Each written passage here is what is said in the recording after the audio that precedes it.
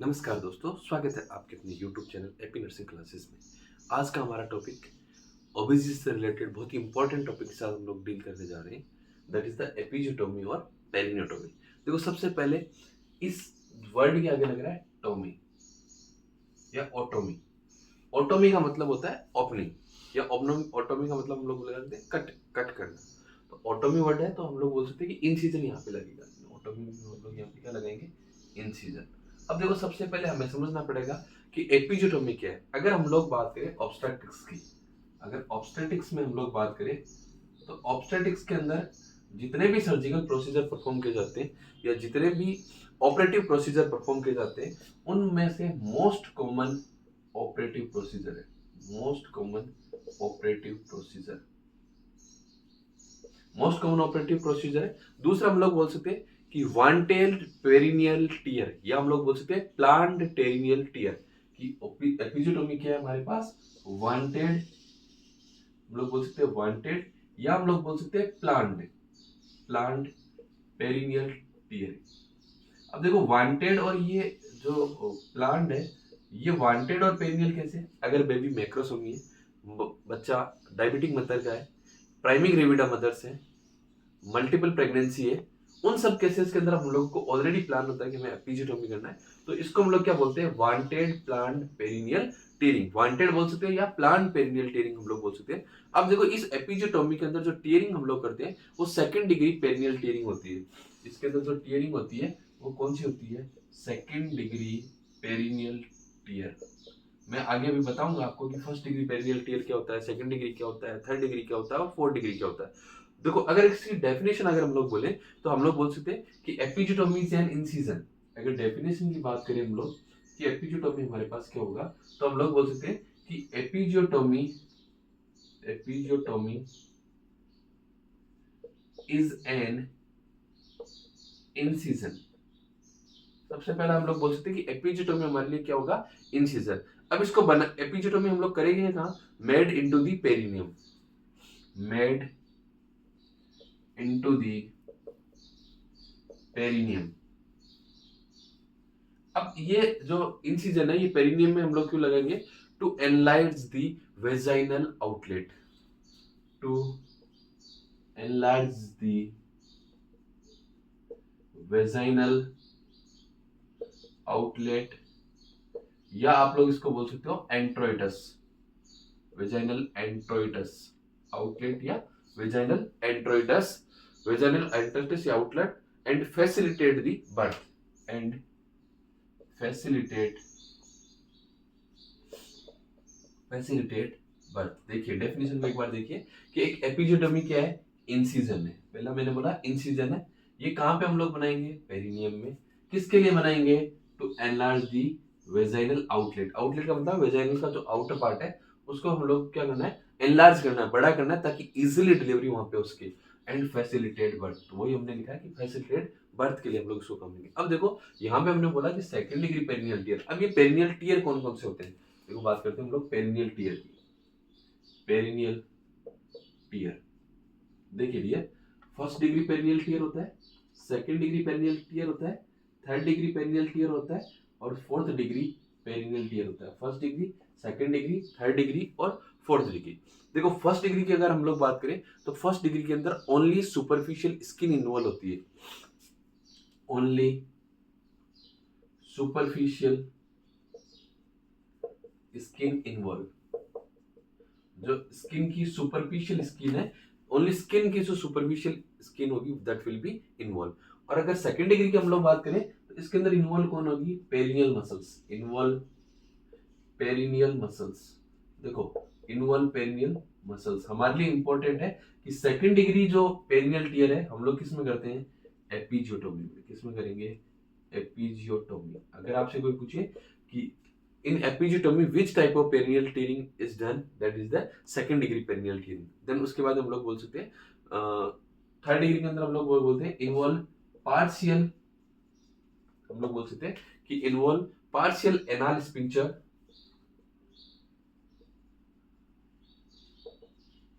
और fourth degree हम लोग करेंगे कंप्लीट पेरिनियल टीयरिंग, या हम लोग बोल सकते हैं complete anal sphincter. Complete anal sphincter, या हम लोग बोल सकते हैं complete perineal tearing, CPT. CPT हमारे पास क्या होगा, complete perineal tearing, complete perineal tearing.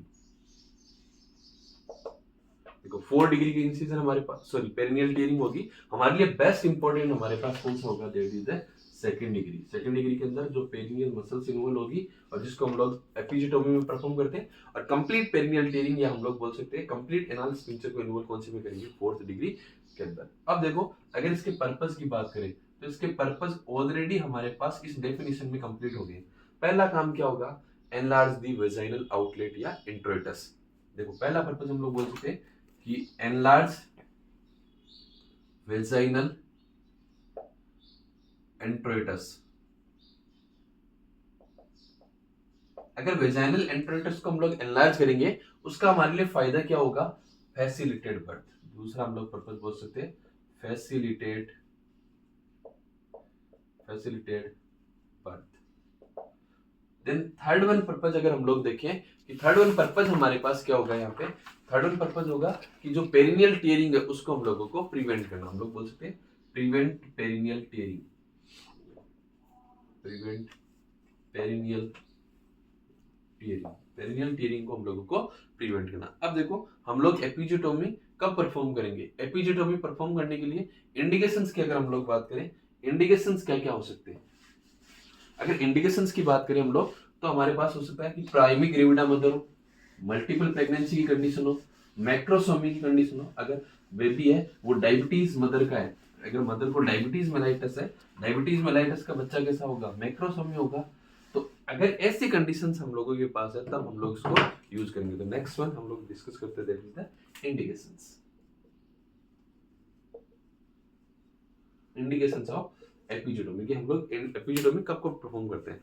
तो पहला आता है that is the primary gravida. अगर मदर प्राइमरी ग्रेविडा है, प्राइमरी ग्रेविडा होगा तो सर्वाइकल डायलेशन जो होता है that is the maximum 10 centimetre, तो वहां पे बेबी डिलीवर नहीं हो पाता। अगर पेरिनियल टीयरिंग के चांस रहेंगे तो हम लोग क्या करते हैं कि एक प्लांट इंसिजन लगाएंगे ताकि हम लोग वहां पे पेरिनियल टीयरिंग को प्रिवेंट कर सके।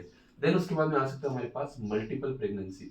अगर मल्टीपल प्रेगनेंसी की कंडीशन है, मल्टीपल प्रेगनेंसी, अगर मल्टीपल प्रेगनेंसी की कंडीशन है तब भी हम लोग एपिजियोटोमी करेंगे। मैक्रोसोमी, मैक्रोसोमिया, अगर baby of diabetic mother, baby of diabetic mother, तो ये क्या करेगा, इंसुलिन क्रॉस कर देगा, इंसुलिन को क्रॉस कर देगा बट ब्लड ग्लूकोज का लेवल बढ़ेगा यहाँ पे। Baby of diabetic mother, baby of diabetic mother हमारे पास हो सकता है। अगर बेबी को हाइड्रोसिपेलस है, हाइड्रोसिफिलिस है। दूसरा कोई भी इंस्ट्रूमेंटल डिलीवरी हम लोगों को करानी है, वैक्यूम डिलीवरी हो सकती है, फोर्सेप डिलीवरी हो सकती है, हम लोग बोल सकते हैं इंस्ट्रूमेंटल डिलीवरी, इंस्ट्रूमेंटल डिलीवरी। और इस इंस्ट्रूमेंटल डिलीवरी के अंदर हमारे पास वैक्यूम डिलीवरी भी हो सकती है और फोर्सेप डिलीवरी भी हो सकती है। Vacuum delivery,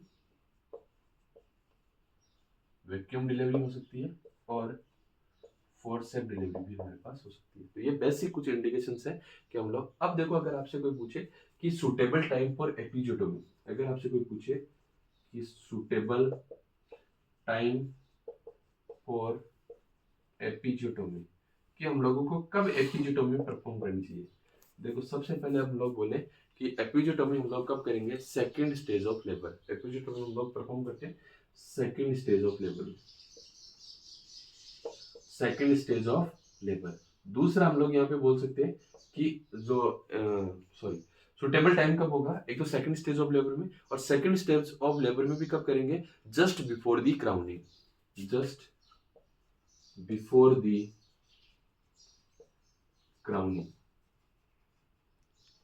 just before the crowning. Crowning का मतलब हेड जब विजिबल हो रहा है तब हम लोग करेंगे। और क्राउनिंग और when BP by parietal diameter, by parietal diameter 3 to 4 centimetre. अगर हम लोग बोलें कि by parietal diameter 3 to 4 centimetre हम लोगों को विजिबल हो, by parietal diameter 3 to 4 centimetre visible होगा जस्ट बिफोर दी क्राउनिंग करेंगे, और बाई पैराइटल डायमीटर हम लोगों को 3 to 4 सेंटीमीटर विजिबल होगा तब हम लोग करेंगे। अगर यहाँ पे एक ट्विस्ट आता है। अगर आपसे कंपटीशन एग्जाम में पूछे कि डिलीवरी इंस्ट्रूमेंटल करवा रहे हैं, तब हम लोग एपिजियोटोमी का परफॉर्म करेंगे। हम लोग बोल सकते हैं कि after the insertion of the instrument. अगर आपसे कोई बोले कि इंस्ट्रूमेंटल डिलीवरी का केस है, इंस्ट्रूमेंटल डिलीवरी की कंडीशन है, इन दैट इंस्ट्रूमेंटल डिलीवरी हम लोगों को एपिजियोटोमी का परफॉर्म करनी है आफ्टर दी, हम लोग बोल सकते हैं कि आफ्टर दी, बेसिकली हम लोग बोल सकते हैं after the insertion of instrument, after the insertion of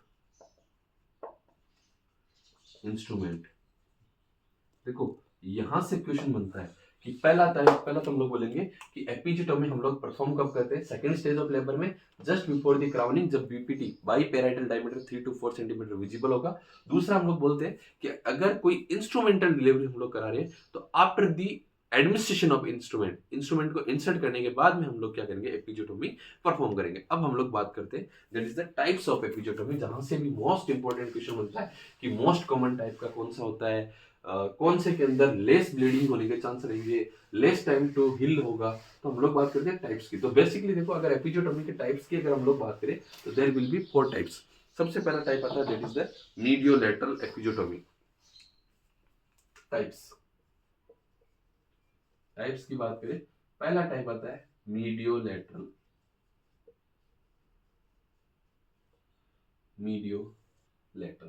देखो इस मीडियल लेटरल से रिलेटेड अगर हम लोग डिस्कस करें तो यहाँ पे हम लोग बोल देंगे, देखो इन सीजन जो स्टार्ट करेंगे वो 4 सिटी से करेंगे। ये 4 सिटी हो गया हमारा, ये 4 सिटी से हम लोग क्या करेंगे, इन सीजन स्टार्ट करेंगे। अगर ये 4 सिटी है, इस 4 सिटी से हम लोग इन सीजन स्टार्ट करेंगे और वो इन सीजन कितना होगा 2.5 सेंटीमीटर का, और वो क्या होगा एनएस से 2.5 सेंटीमीटर लेटरल होगा। देखो अगर हम लोग बोले कि इन सीजन हम लोग स्टार्ट करेंगे और इन सीजन कितना सेंटीमीटर का होगा 2 अगर ये एनएस है, ये 2.5 सेंटीमीटर का इंसिजन है और ये एनएस से भी कितना है 2.5 सेंटीमीटर। तो बेसिकली हम लोग बोल सकते हैं कि जो इंसिजन हम लोग स्टार्ट करते हैं, अगर इससे रिलेटेड में बताऊं आपको कि इंसिजन स्टार्ट करते हैं, इंसिजन कहां से स्टार्ट करेंगे 4 सिटी से।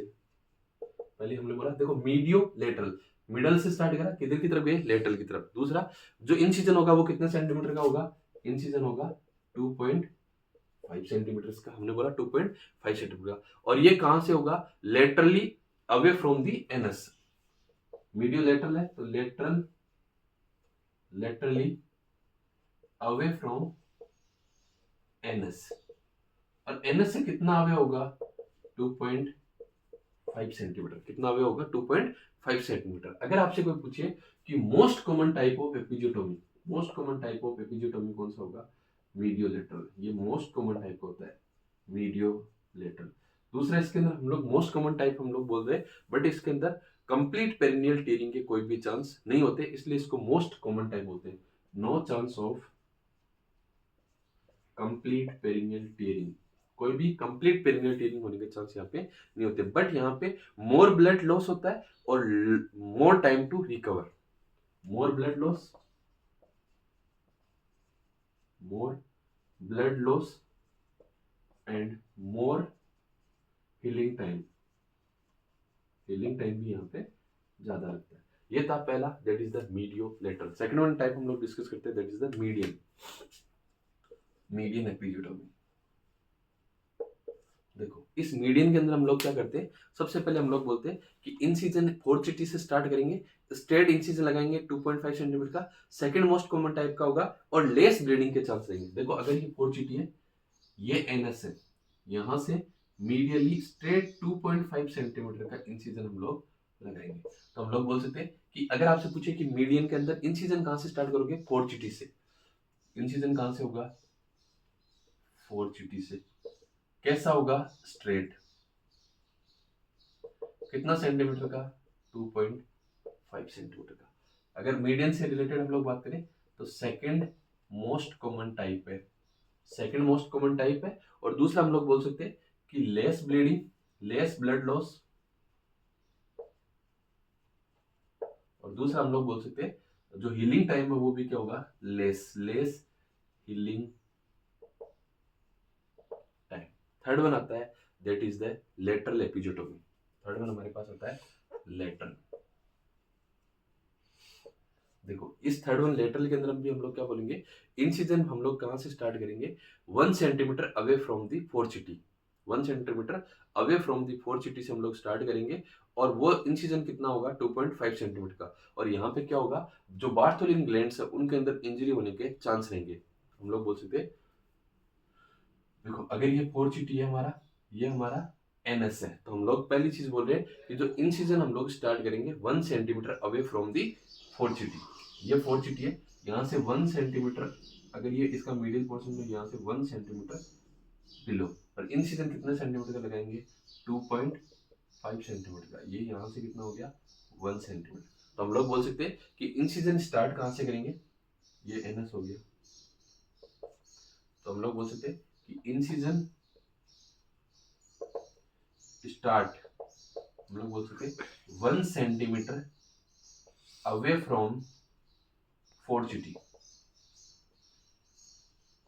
कितना इंसिजन लगाएंगे 2.5 सेंटीमीटर का। किसका चांस रहेगा, बार्थोलिन इंजरी का, या बार्थोलिन ग्लैंड है उनके अंदर, बार्थोलिन ग्लैंड के अंदर इंजरी, अगर बार्थोलिन ग्लैंड के अंदर इंजरी हो जाएगी तो वहां पे लुब्रिकेशन नहीं होगा, और लुब्रिकेशन नहीं होगा तो पेशेंट के अंदर डिस्पेरियूनिया की कंप्लेन आएगी, और वो हम लोग पढ़ेंगे कॉम्प्लिकेशंस ऑफ एपिजोटोमी के अंदर। देन लास्ट वन आता है that is the J shaped, fourth one आता है जेसेप्ट। देखो इस जेसेप्ट के अंदर हम लोग क्या करते हैं कि ये हमारा फोर्चिटी है, इस फोर्चिटी से हम लोग क्या करते हैं, सबसे पहले इंसिजन स्टार्ट कहाँ से करते हैं, फोर्चिटी से 1.5 सेंटीमीटर स्ट्रेट इंसिजन लगाते हैं, ये 1.5 सेंटीमीटर का। अब उस 1.5 सेंटीमीटर लगाने के बाद में स्ट्रेट इंसिजन लगाते हैं, और उसके बाद में laterally 1 centimeter, laterally 1 centimeter, laterally 1 centimeter, 1 centimeter 1 centimeter 5 o'clock और 7 o'clock के मैनर में हम लोग लगाते हैं। ये हो गया हमारा 7 o'clock मैनर, और ये हमारा हो गया 5 o'clock। अगर आपसे पूछे 5 o'clock और 7 o'clock मैनर में किस में इंसिजन लगाते हैं, जेसेट में। तो अगर हम लोग जेसेट में थ्योरी बोले, इंसिजन कहाँ से स्टार्ट करेंगे, अगर इंसिजन स्टार्ट की बात करें तो हम लोग करेंगे फोर्चिटी से।